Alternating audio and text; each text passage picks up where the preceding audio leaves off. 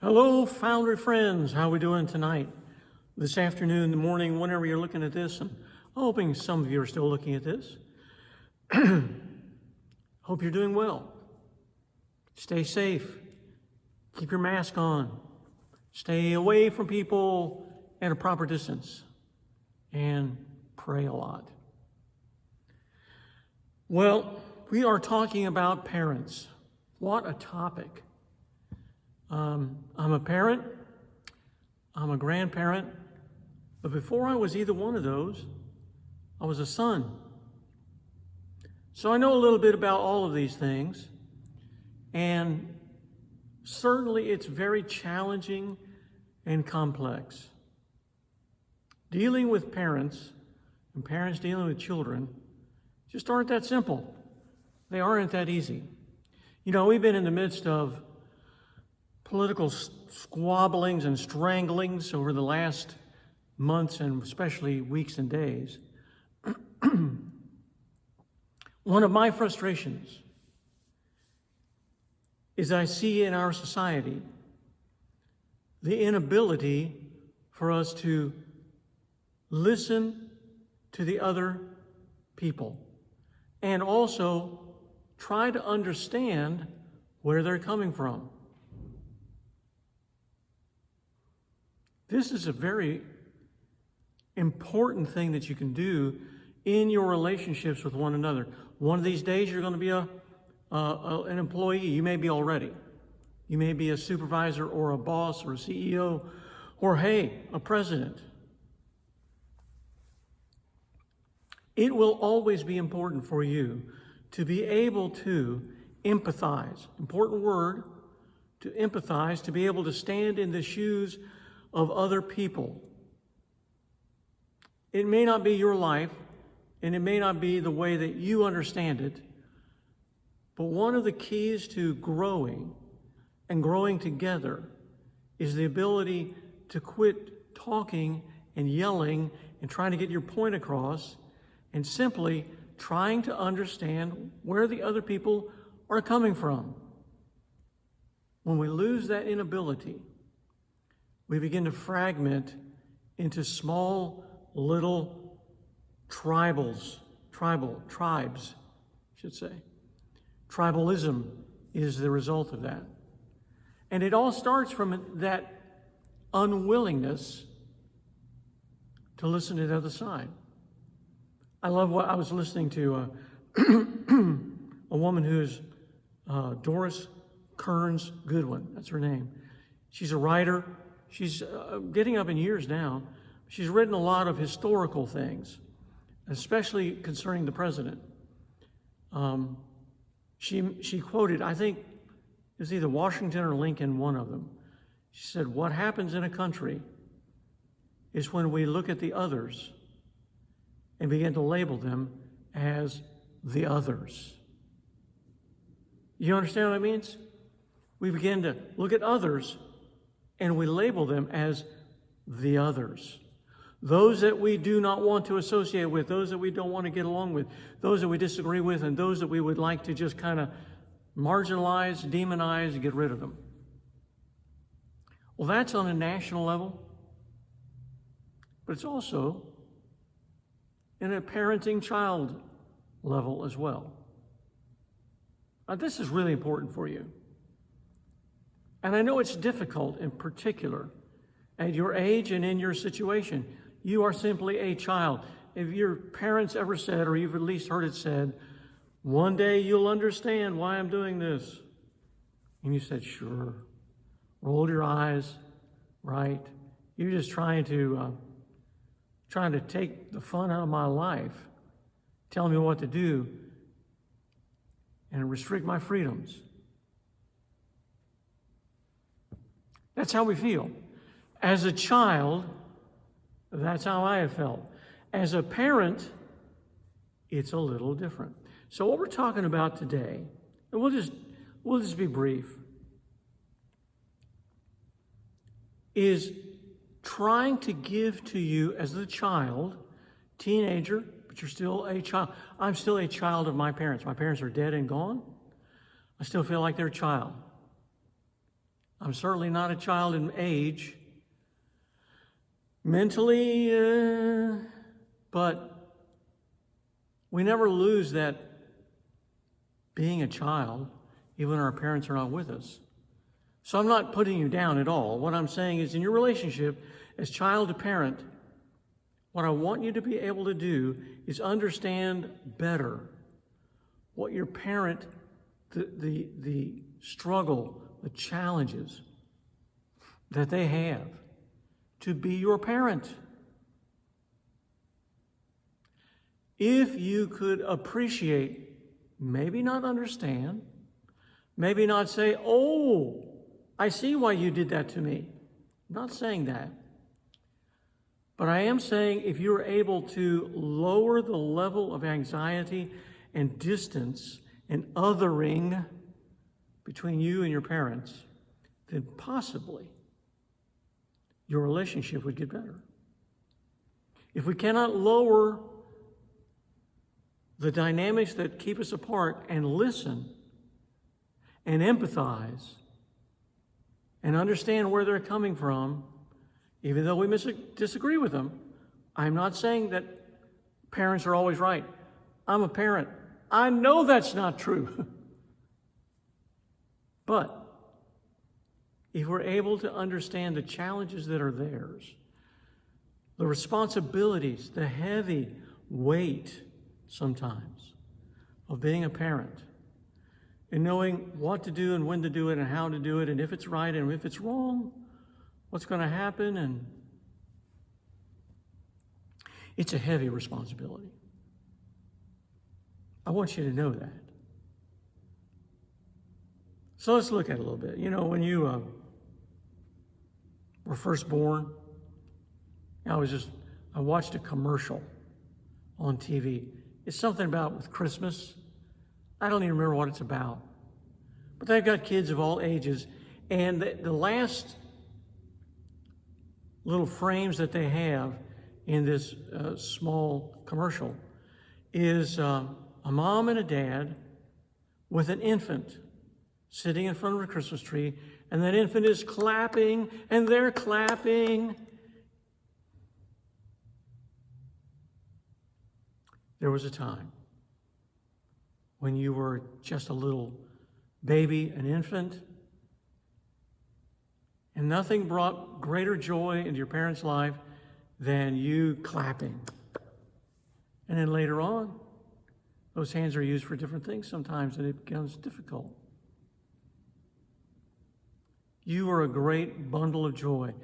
I understand. Let me back up a couple of steps. Some of you did not enter this world in an ideal situation. You might be a product of a single parent. There's no father in your life. Or now your family has torn apart and you're between a father and a mother, and they're not getting along and you're not getting along, and I understand that. So when I talk today, I realize it's probably talking in a more ideal setting, but I think you can still today, understand where they're coming from maybe a little better. That's my ambition today. So, with this great bundle of joy, also a bundle of responsibility. I remember when we brought our firstborn, our son Brett, home. It was a big deal. I know when we left for the hospital to have the birth of Brett, I remember stopping on the front porch. My wife stopped me, Brenda stopped me. She said, "We will never come back the same. We will not come back the same. We'll come back with 3, not 2. Our lives will be completely changed." And then she started to tear up. Why? Because she was sad there was going to be someone coming home? No. It's a bundle of joy. But I think it's also that heavy realization of the bundle of responsibility that becomes to be ours. For Christian parents, And I'm hoping your parents are Christians, but they may not be. But I think even in unchristian homes or pre-Christian homes, God, in His common grace, gives a sense of responsibility. And I hope you're feeling the good evidences of that. But let me just give you a few. Let me give you 4 verses. Quickly go through them. Old Testament, Proverbs 22:6 says, direct or train up your children onto the right path, and when they're older, they will not leave it. First thing that I think a mom and a dad wants to do is put you on a path that leads you to success. They do. There's educational success, there's relational success, emotional success, certainly spiritual success. And sometimes you get off the path and you don't even know it, and your parents there say, whoa, whoa, whoa, whoa, wait a second. I remember times when our kids were younger and they had committed to do something. And then they said, I don't want to do that. I don't want to go to that place. I don't want to spend my time. I don't want to have to give up my Saturday. I don't want to do this. I don't want to practice. I don't want to do whatever. And that's when especially Mom, Brenda, would say, I'm not calling you if you're canceling. You call them. You tell them why. You're going to ask me to pay for your lessons. You're going to find some time to practice. And man, our kids just said, oh, thank you for your directing me onto the right path so that I will have success. No, it's kind of like, are you kidding me? And now they're parents. And they have a better understanding. Let me just tell you, responsibility, your parents want to see you do well. And sometimes that means getting your attention in not a really nice way. Understand, this is what we're talking about. Understand. I'm not saying excusing for bad behavior. I'm not saying that. I'm saying understand where they're coming from, okay? Second, spiritual health. Deuteronomy 6:6. And you must commit yourselves, talking to the parents, wholeheartedly to the commands that I'm giving you. Repeat them again and again to your children. Talk about them when you are at home and when you're on the road and when you're going to bed and when you're getting up. I don't want to go to church today. Oh, good, you're not going to make me great. I finally beat you down. Parents have a heavy responsibility, Christian parents, to bring children to a place of being wholeheartedly in love with Jesus Christ, disciples of God. It's what they want. That's the desire of their hearts, because they know that's where the greatest joy is going to come from. Understand the responsibility that parents have. Third thought, you'll love this one. Proverbs 13:24, those who spare the rod of discipline hate their children. Those who love their children care enough to discipline them. What? This is going to hurt you. No, that's not how he said it, right? This is going to hurt me more than it's going to hurt you. When they punish you, we occasionally did spankings, took privileges away, made you unhappy in whatever regards. You didn't like it. And you said, thank you for disciplining me because you want me to grow up to be correct. Listen, why? If you're lying as a child, you lie, you say, oh, it's just a little lie. Is that right?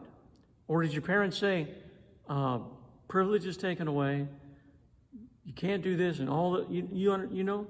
Why?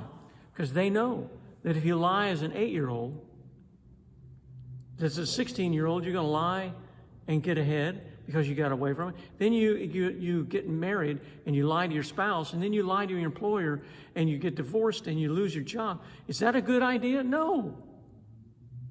And so a parent's going to say, I'm going to have to punish you. But here, Solomon says, those who love their children care enough to discipline them. Understand the heavy responsibility of a parent. One more thing. Fathers, do not provoke your children to anger by the way you treat them. Rather, bring them up with the discipline and instruction that comes from the Lord. I remember one time in particular, I lost my temper. I really lost my temper. Brett was probably 6, 7 years old. I lost my temper. I yelled him. I chased him. I spanked him. I was more than I should have been in a disciplining way. And it wasn't long after that. It wasn't long at all. I said, that was not right. Now, I didn't hurt him. I don't want you to get the wrong impression. But I was angry in my discipline. And discipline at its best is not anger expressed. It is doing something to help you as a child succeed later. Paying a small price now so you don't pay a big price later. Do you know what I did? I still remember to this day. Going into his bedroom, because I told him to stay in his bedroom.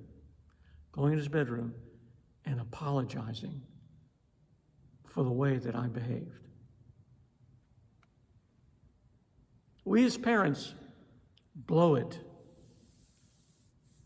We as parents need your understanding, forgiveness, and just to listen to the heaviness sometimes of what it is to be a parent. We especially in our age and time, we think and act that life revolves around us. And maybe we as parents have done too much in promoting that because we try to give you everything we possibly can. But I want you to know, life doesn't revolve around you. It revolves around God. It revolves around the Son. It revolves around the way that God has provided for us, people in our lives, and especially parents. Remember the sacrifices, the responsibilities, the heavy duties, the fears that we have. Talk to us. Listen to us. We want to listen to you as well. Hey, thank you for listening to me. See you next week.